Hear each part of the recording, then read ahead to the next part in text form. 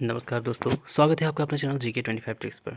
आज की इस वीडियो में हम बात करने वाले हैं आईबीआई सिक्योरिटी असिस्टेंट में MTS mock test general awareness का। ये दिल्ली सल्तनत से रिलेटेड हम आपको क्वेश्चन बताएंगे।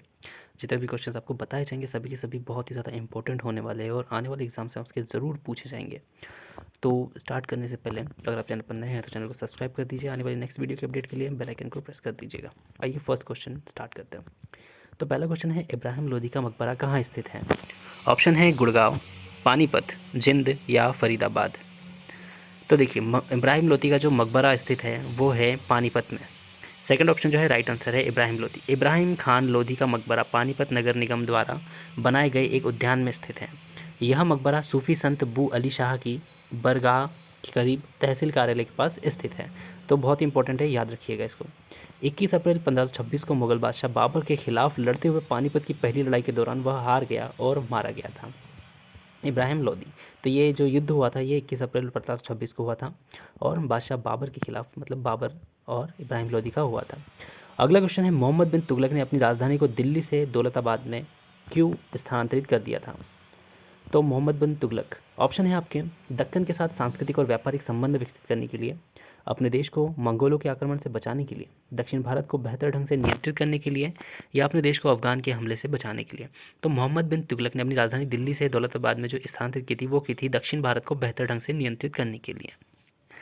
तीसरा ऑप्शन राइट आंसर। तुगलक वंश के तीसरे सुल्तान थे मोहम्मद बिन तुगलक। इन्होंने 1327 में अपनी राजधानी दिल्ली से दौलताबाद में स्थानांतरित कर दी। अब इस निर्णय के दो मुख्य कारण थे। एक तो दक्षिण भारत पर बेहतर नियंत्रण के लिए 14वीं सदी के शुरुआत में तुगलक साम्राज्य ने दक्षिण भारत के अधिकांश हिस्से पर कब्जा कर लिया था, लेकिन यह क्षेत्र अभी भी पूरी तरह से उनके नियंत्रण में नहीं था। दौलताबाद दक्कन पठार के मध्य में स्थित था, जो दक्षिणी भारत का सबसे महत्वपूर्ण क्षेत्र था।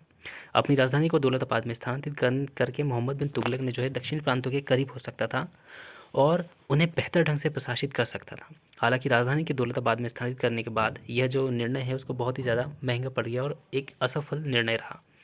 दिल्ली के लोग अपने घर को छोड़कर दौलताबाद जाने के लिए अइच्छुक थे और उनमें कई लोग यात्रा के दौरान मर भी गए थे। नई राजधानी में दिल्ली का जितनी अच्छी आपूर्ति नहीं थी, मतलब दिल्ली में जितना अच्छा उनको आपूर्ति होती थी वैसी वहाँ दौलताबाद में नहीं थी और भोजन भी लगातार क्या है कम मिलता रहता था। इसके परिणाम स्वरूप क्या हुआ कि दौलताबाद में लोग जो है दुखी और असंतुष्ट रूप से रहने लगे। अगला प्रश्न है, किसने शुद्ध अरबी सिक्कों का प्रचलन किया? ऑप्शन है मोहम्मद गोरी, कुतुबुद्दीन ऐबक, इल्तुतमिश या बलबन। तो शुद्ध अरबी सिक्कों का जो प्रचलन जो स्टार्ट किया था वो किया था इल्तुतमिश ने, यानी थर्ड वाला ऑप्शन जो है वो राइट आंसर है। इल्तुतमिश, इनका शासन था 1210 से 1236 तक। दिल्ली सल्तनत की मुद्रा के मानकीकरण का श्रेय जाता है, यानी मुद्रा जो है यही लेके आए थे।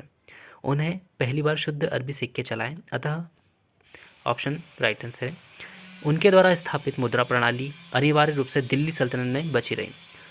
उन्होंने सोने और चांदी के टंका और एक तांबे का जीतल पेश किया था, जो उत्तर भारत में टंका मतलब 1/48वां भाग और देवगिरी की विजय के बाद दक्कन ने 1150 था। अगला प्रश्न है, दीवाने इंशा नामक मंत्री का कार्य क्या था? ऑप्शन है सेना की देखभाल करना, शाही पत्राचार की देखभाल करना, राज्य की राजस्व व्यवस्था को देखना या धर्म संबंधी मामलों को देखना। तो दीवाने इंशा नामक मंत्री जो है उनका कार्य क्या था? शाही पत्राचार की देखभाल करना।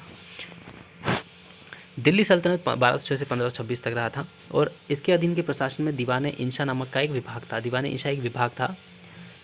दीवाने इंशा दबीर ए इंशा की अध्यक्षता में शाही पत्राचार का एक विभाग था। इसी प्रकार इसमें दीवाने अर्ज नामक एक विभाग था जो सेना की देखभाल करता था। दीवाने विजारत राज्य की राजस्व व्यवस्था की देखरेख करता था। दीवाने रिलासत यानी रिसालत धार्मिक मामलों की देखरेख करता था। देखिए, इसमें से कोई से भी पूछा जा सकता है। दीवाने रिसालत अगर धार्मिक मामलों का है, दीवाने विजारत जो है वो राज्य की राजस्व व्यवस्था और दीवाने अर्ज जो है वो सेना की देखभाल करता था। तो याद रखिएगा। अगला प्रश्न है, 1202 में नालंदा विश्वविद्यालय को किसने नष्ट किया था?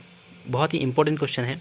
ऑप्शन है बख्तियार खिलजी, मोहम्मद गजनी, कुतुबुद्दीन ऐबक या मोहम्मद गोरी। तो 1202 में जो है नालंदा विश्वविद्यालय को जो नष्ट किया था वो किया था बख्तियार खिलजी ने।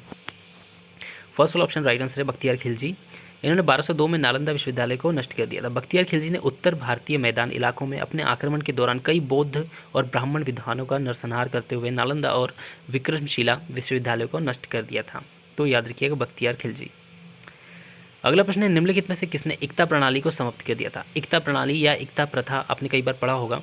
ऑप्शन है इल्तुतमिश, अलाउद्दीन खिलजी, कुतुबुद्दीन ऐबक या बलबन।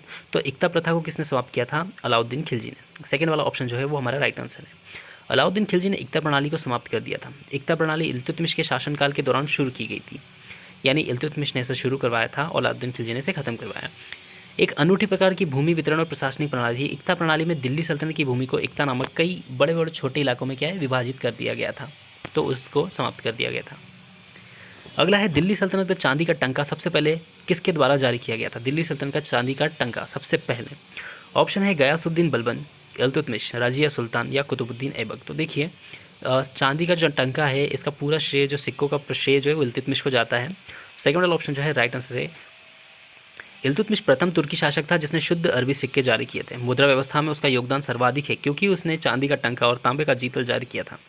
इल्तुतमिश ने सिक्कों पर खलीफा का नाम खुदवाया था। ऐबक के समय तक तुर्की के छोटे सोने के सिक्के प्रचलन में थे जो उस देश में प्रचलित थे। इल्तुतमिश जो है प्रथम सुल्तान था जिसने सिक्के पश्चिमी देशों के सिक्के के समान थे, तो याद रखिएगा। और चांदी का टंका जो था 175 ग्रेन का था। अगला क्वेश्चन है रजिया दिल्ली की सुल्तान थी।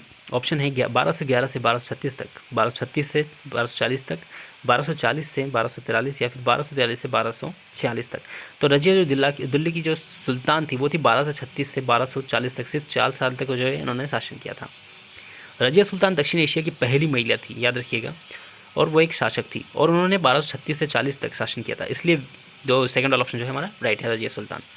रजिया दिल्ली सल्तनत के तीसरे शासक इल्तुतमिश की 4 संतानों में सिर्फ इकलौती बेटी थी। अगला क्वेश्चन है सल्तनत में उच्चतम न्यायिक अधिकारी कौन था? ऑप्शन है काजी उल कुजात, दाविर खास, दीवान हिरलासत या वजीर। तो जो सल्तनत में उच्च न्यायिक अधिकारी होता है वो होता है काजी उल कुजात। मध्यकालीन भारत में धार्मिक नेताओं में इस्लाम को कानून के धर्म में बदलने का प्रयास किया, लेकिन न्याय के संरक्षण के रूप में शासकों ने शरिया को अपनी संप्रभु शक्ति के अधीन एक न्यायालय जो है बना दिया गया था। अगला क्वेश्चन है प्रारंभिक तुर्की शासकों ने दिल्ली पर शासन किया। ऑप्शन है 1165 और 1198, 1226 और 1290, 1206 और 1290 या 1192 और 1225 तक। तो प्रारंभिक तुर्की शासकों ने जो दिल्ली पर शासन किया था 1206 से 1290 तक। दिल्ली सल्तनत दिल्ली में स्थित एक इस्लामी साम्राज्य था जो 300 वर्षों तक फैला हुआ था, तो याद रखिएगा 320 वर्षों तक। तो ये थे हमारे टॉप 10 क्वेश्चन जो कि बहुत ही ज़्यादा इंपॉर्टेंट है, आपसे किसी भी एग्जाम्स में पूछे जा सकते हैं। बहुत ही इंपॉर्टेंट क्वेश्चन है, तो आप इन्हें बिल्कुल मिस मत करिएगा। वीडियो को एक बार और रिपीट करके आप देख सकते हैं, और भी कई सारी वीडियोस के लिए आप हमारे चैनल पर जा सकते हैं। आपको टॉपिक वाइज सारी वीडियोस मिल जाएगी जिसमें आपकी क्वेरीज़ और उससे रिलेटेड अगर आपसे कुछ पूछा जाए तो सारा का सारा जो है आपको हमारी वीडियोज़ में मिल जाएगा। टॉप क्वेश्चन ही इसमें हम आपको बताते हैं, तो जितने भी क्वेश्चन है बहुत ज़्यादा IMP हैं। और भी कई वीडियो के लिए हमारे चैनल को सब्सक्राइब कर लीजिए। आने वाली नेक्स्ट वीडियो के अपडेट के लिए बेल आइकन को प्रेस कर दीजिएगा। GK 25 tricks. जय हिंद, थैंक्स फॉर वॉचिंग।